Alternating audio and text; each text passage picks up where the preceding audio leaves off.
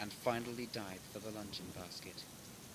When all was ready, the mole, limp and dejected, took off his seat, took his seat in the stern of the boat.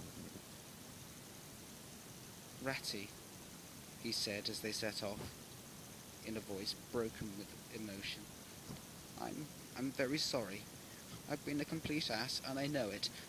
To think that I might have lost that beautiful luncheon basket. Oh, will you overlook it just this once and let things go on as before?" "That's all right," said the rat cheerily. "What's a little wet water rat? I'm more in the water than out of it most days anyhow. Don't you think any more about it. Look here, I think you'd better come and stop with me for a time. I'll teach you to row and swim, and you'll soon be as handy on the water as any of us."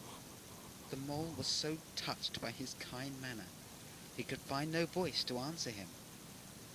He'd already, and he had had to brush away a tear or two with the back of his paw.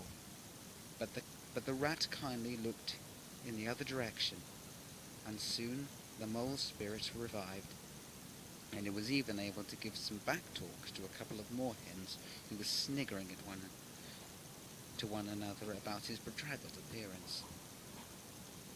When they got home, the rat had made a bright fire in the parlour and planted the mole in an armchair in front of it.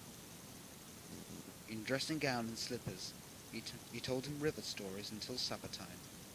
Thrilling stories they were too, and to an earth-dwelling animal like mole, stories about weirs and sudden floods, leaping pike and herons, adventures down drains and night fishing with otter, excursions far afield with badger.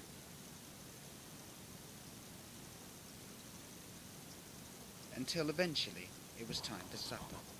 Supper was a most cheerful meal, but shortly afterwards a terribly sleepy mole had to be escorted upstairs to the best bedroom, where he laid his